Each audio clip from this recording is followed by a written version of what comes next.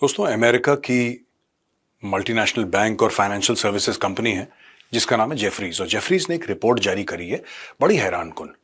और हैरानकुन इसलिए बोल रहा हूं क्योंकि अमेरिका के अंदर से अब ऐसी आवाजें आना शुरू हो गई हैं, इंस्टीट्यूशनल लेवल पे आवाजें आना शुरू हो गई हैं। और आवाजें ऐसी हैं कि यार, ये जो डोनाल्ड ट्रंप ने करा है भारत के खिलाफ, इसका कोई रूसी तेल से लेना देना नहीं है। यही बात मैं बहुत समय से कहता चला आया हूं, बहुत समय से मैं कह रहा हूं ये बात, और ये मेरा पुराना वीडियो देखिए। लेकिन मैं एक बात कहना चाहता हूं ना कि चाइना ने बिल्कुल ठीक कहा था इस मामले में कि if you give a bully an inch he will take a mile. अगर किसी को यह गलत फहमी है, 2 रुपए की गलत फहमी है कि यह मामला रूस के तेल का है सिर्फ, तो भाई मामला सिर्फ रूस के तेल का नहीं है। यह मामला तेल पे या हथियार पे खत्म नहीं होगा। आप रूस से कल, मैं आपको बता रहा हूं, आप नोट कर लीजिए, कल अगर भारत अनाउंस कर दे कि इफेक्टिव इमीडिएटली हम रूस से कुछ भी तेल नहीं ले रहे, आपको क्या लगता है ट्रंप खुश होगा, शाबाशी देगा? दोस्तों, उसकी लड़ाई कुछ और है। दोस्तों, यही मैं कह रहा हूं, अगर कल भारत ना रूस से एक बूंद तेल ना खरीदे, एक नट बोल्ट ना खरीदे, हथियार तो छोड़ दीजिए, नट बोल्ट, ये फिर कोई रास्ता निकालेगा भारत को परेशान करने का। और एंड में मैं आपको बताता हूं कि ये जो जेफरीज की रिपोर्ट है ये कहती क्या है। ये जेफरीज की रिपोर्ट ये कहती है कि जिसको कहते हैं ना कि in a fit of pique और पर्सनल पीक, अपनी खुंदक निकालना, इरिटेशन निकालना, because Donald Trump was not allowed by India to mediate in the India Pakistan conflict. Pakistan ने क्या करा कि हाँ माई बाप, आपसे बड़ा और कौन हो सकता है, आप तो खुदा हैं साक्षात, आपके चरण कहां हैं प्रभु। ये सब पाकिस्तान ने बोला। पाकिस्तान के लिए लेटना बड़ा आसान होता है क्योंकि पाकिस्तान पिछले 78 साल जब से पाकिस्तान बना है, पाकिस्तान लेटता चला आया है। कभी चीन के सामने, कभी सऊदी अरब के सामने, कभी अमेरिका के सामने पाकिस्तान लेटता है। इसको ऐसा लगा कि पाकिस्तान भी लेट गया तो भारत तो कम से कम हमारी बात मान ही लेगा। डोनाल्ड ट्रंप ने कभी भी अगर इतिहास पढ़ा होता, कभी भी इतिहास पढ़ा होता, तो उसको एक बात पता लगती कि भारत झुकता नहीं है। हां, हमें प्रॉब्लम्स हैं। क्या ये 50% टैरिफ से भारत को प्रॉब्लम है? बिल्कुल है। इसको कोई डिनाई नहीं कर सकता। इसको कोई ये नहीं कह सकता कि नहीं, भारत में तो कुछ है ही नहीं और सब कुछ बिल्कुल पहले जैसा चल रहा है, ऐसा नहीं है। लेकिन अगर किसी को ऐसा लगे कि हमारी खोपड़ी में पिस्तौल रख के बोले कि मेरी बात मानो, तो ये हो नहीं सकता।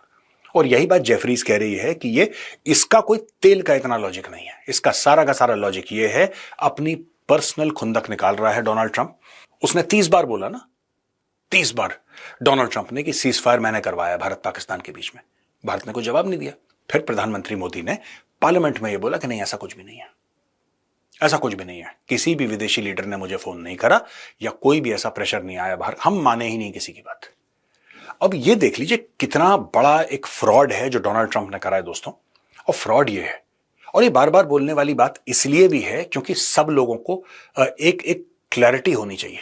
डोनाल्ड ट्रंप ने यह बोला कि साहब, मैंने भारत और पाकिस्तान दोनों को धमकाया और मैंने बोला कि साहब ऐसा है कि मैं तुम्हारे ऊपर टैरिफ लगा दूंगा, I will put tariff so high that your head wheel spin. यानी कि मैं तुम्हारे ऊपर इतने ऊंचे टैरिफ लगाऊंगा, इतने बड़े टैरिफ लगाऊंगा, तुम्हारी खोपड़ी घूम जाएगी। अकॉर्डिंग टू डोनाल्ड ट्रंप इसने ये धमकी दी। चलो ठीक है।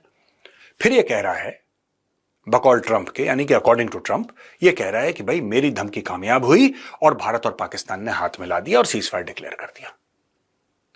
अब मेरा यह सवाल है कि अगर यह सच है तो फिर टैरिफ लगे क्यों? क्योंकि टैरिफ की ही धमकी से your head wheel spin and tariffs will be so high, यही तो बोला था ट्रंप ने। जब ट्रंप ने यह बोल दिया कि मेरे टैरिफ की धमकी से भारत ने सीज फायर के लिए अग्री कर गया पाकिस्तान के साथ, अगर यही सच है तो फिर टैरिफ क्यों लगाया? ये कुछ नहीं है दोस्तों, आदमी झूठ बोल रहा है। सच बात वही है जो जेफरीज की रिपोर्ट में है। ये चाहता था कि मोदी जी दुनिया भर के सामने ये एक्सेप्ट करें कि भाई डोनाल्ड ट्रंप तुम ही हो यार, अगर तुम नहीं होते तो करोड़ों लोग मर जाते, न्यूक्लियर वॉर हो जाता, थर्ड वर्ल्ड वॉर हो जाता। इसलिए बहुत जरूरी है डोनाल्ड ट्रंप तुम्हारा होना यहां पे, तुम दुनिया को गाइड करो, तुम ही हो मसीहा। ये दोस्तों जेफरीज की रिपोर्ट है इन अ नटशेल। अब यहां पे डेड इकोनॉमी बोला था दोस्तों, रूस की इकोनॉमी को, भारत की इकोनॉमी को डेड इकोनॉमी बोला था डोनाल्ड ट्रंप ने। आपको याद होगा, आप देखिए अपने स्क्रीन पे। और यहां पे डोनाल्ड ट्रंप का यह कहना है कि साहब they can take the dead economies to the bottom.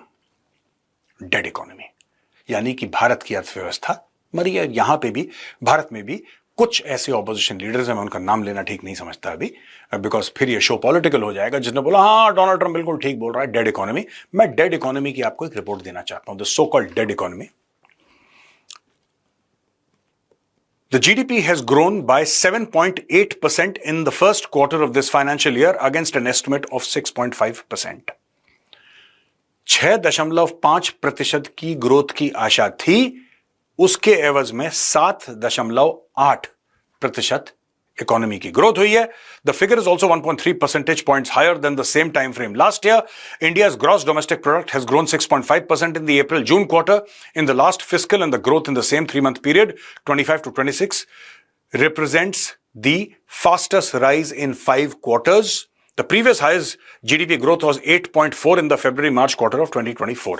यानी कि भारत अपनी पोजीशन सीमेंट करता है as the world's fastest growing large economy. तो ये जो भाई साहब बोल रहे थे कि तो डेड इकोनॉमी है और मरी हुई अर्थव्यवस्था है भारत की, और ये सब, ये पर्सनल पीक है, ये खुंदक है, चिड़चिड़ापन है। खिसियानी बिल्ली खंबा नोचे, आपने सुना होगा। इसकी बात नहीं मानी इसलिए चिड़चिड़ा रहा है डोनाल्ड ट्रंप। दोस्तों यहां पे ऑस्ट्रेलिया ने बोला है कि भारत में फैंटास्टिक अपॉर्चुनिटीज हैं। अब ऑस्ट्रेलिया इस मैदान में आ गया है। अभी तक तो आपने जापान के बारे में सुना, फिर आपने फिनलैंड के बारे में भी सुना होगा। कुछ दिन पहले हमने फिनलैंड का भी कवर करा था, जिसमें फिनलैंड के प्रेसिडेंट स्टब की बात हुई थी मोदी जी से। उन्होंने यूक्रेन के बारे में बात करी, इन्वेस्टमेंट अपॉर्चुनिटीज के बारे में बात करी, ट्रेड ईयू के बीच में वगैरह वगैरह। फिर आपने देखा मोदी जी पहुंच गए जापान से बोला कि साहब करीब 65 बिलियन से ज्यादा का हम इन्वेस्टमेंट कर देंगे भारत के अंदर। यह बात हुई, बुलेट ट्रेन की बात हो रही है, एआई की बात हो रही है, सेमीकंडक्टर चिप्स की बात हो रही है। ये एक प्रॉमिस लेकर आ गए मोदी जी कि जापान इन्वेस्ट करेगा। अब दोस्तों ये देखिए कि आप चाह रहे हैं चाइना में फिर अलग बातें होंगी, चाइना से और इन्वेस्टमेंट की बातें होंगी, मैन्युफैक्चरिंग की बातें होंगी। तो ये तो कहानी डेड इकोनॉमी की है, सो कॉल्ड डेड इकोनॉमी, जिसको डोनाल्ड ट्रंप कहते हैं कि मरी हुई अर्थव्यवस्था है भारत की। Australian trade minister Don Farrell sees India as a nation full of fantastic opportunities. He opposes US tariffs on India. ये कहते हैं कि टैरिफ होना ही नहीं चाहिए। ये चाहे भारत की ओर डायरेक्टेड हो या ऑस्ट्रेलिया की ओर डायरेक्टेड हो, टैरिफ नहीं होना चाहिए। और ये फॉरेन मिनिस्टर जो हैं पेनी वोंग, इन्होंने भी क्रिटिसाइज करा 50% टैरिफ ऑन इंडियन गुड्स। एक तो उन्होंने बोला है, डॉन फैरेल ये ट्रेड मिनिस्टर हैं, इन्होंने बोला कि ये बकवास है बिल्कुल। और यही चीज पेनी वोंग ने बोली, जो कि फॉरेन मिनिस्टर ऑस्ट्रेलिया के, उन्होंने बोला कि यार ये गलत है, ऐसा थोड़ा आप किसी के ऊपर लगा सकते हो टैरिफ। अच्छा, यहां पे Farrell called for deeper economic engagement with India, backing Adani's mining projects in Queensland and supporting uranium exports to India. Australia is keen to increase investment. Basically, दोस्तों हो ये रहा है, ये पूरी अंग्रेजी छोड़ के अगर हम मूल मुद्दे पे आए तो मूल मुद्दा ये है कि अब पूरी दुनिया जो है वो डोनाल्ड ट्रंप से परेशान हो चुकी है। एक कहावत है बार बार जो लोग रिपीट करते हैं, मैं भी कई बार बता चुका हूं, दोबारा कि आपको बताता हूं कि to be America's enemy is dangerous, to be America's friend is fatal. और ये सारे दोस्त हैं, ये सारे दोस्त हैं। स्विट्जरलैंड कितना अच्छा दोस्त है, कनाडा कितना अच्छा दोस्त है ना, यूरोप कितना अच्छा दोस्त है, ऑस्ट्रेलिया कितना अच्छा दोस्त है। ये तो वेस्टर्न कंट्रीज ज्यादातर है ना, ये तो ऐसी कंट्रीज हैं जिन्होंने हर समय यूएस को सपोर्ट करा है। लेकिन डोनाल्ड ट्रंप एक नया नैरेटिव लेकर आया कि सब फायदा उठा रहे हैं। डोनाल्ड ट्रंप ये नैरेटिव लेकर आया है कि सब के सब जो हैं हमारा फायदा उठा रहे हैं, और हमें कोई जैसे हम लोगों पे फेवर करते हैं, लोग हमारे ऊपर फेवर वैसा नहीं करते, इसलिए अब इनको मजा चखाने का वक्त आ गया है। तो जितने भी अमेरिका के दोस्त हैं, मैं आपको बता रहा हूं दोस्तों, इसने डर के मारे जो भारत के ऊपर 50% टैरिफ इसने लगाए हैं, इसने रशियन ऑयल के ऊपर सैंक्शंस क्यों नहीं लगाए, मुझे आज तक ये समझ में नहीं आया। बिकॉज इस रशियन ऑयल, आप सैंक्शन लगाओ कोई देश नहीं खरीदेगा। आपने वेनेजुएलन ऑयल पे सैंक्शन लगाए, आपने ईरानियन ऑयल पे सैंक्शन लगाए, आप रशियन ऑयल पे भी सैंक्शन लगाइए, डबल ट्रिपल सैंक्शन लगाइए, फिर देखिए लोग कैसे खरीद पाते हैं। मुश्किल हो जाएगा ना लोगों के लिए खरीदना। ये करना नहीं चाहता, ये करना नहीं चाहता। ये आदमी डरपोक है डोनाल्ड ट्रंप, और ये डर के मारे ना चाइना से बात करना चाह रहा है ना रशिया से बात करना चाह रहा है। और आपने देखा होगा जो एंकरेज अलास्का में इसकी मीटिंग हुई थी पुतिन के साथ, ये भीगी बिल्ली की तरह पुतिन के आसपास, भीगी बिल्ली की तरह। पुतिन ने सिर्फ इसकी 2 तारीफें ऐसी कर दी कि साहब आप होते तो लड़ाई होती ना, अब फूल का गुप्पा हो गया।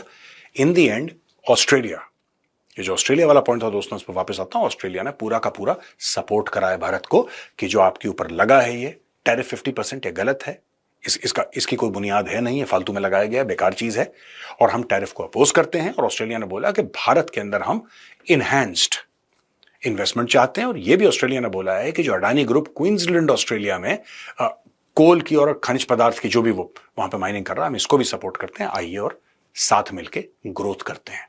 तो दोस्तों, एक तरफ पूरी की पूरी दुनिया है और एक तरफ वो डोनाल्ड ट्रंप है, अपनी बीन बजा रहा है, अपने रास्ते चल रहा है, और धीरे धीरे जो कंट्रीज अमेरिका के बिल्कुल साथ थी, इतने साल हो गए दोस्तों मुझे जियो पॉलिटिक्स कवर करते करते, मैंने कभी ऐसा नहीं सुना कि ये देश अमेरिका के खिलाफ कुछ सुन लें या कुछ बोल दें अमेरिका के खिलाफ या कुछ कर दें, कभी नहीं।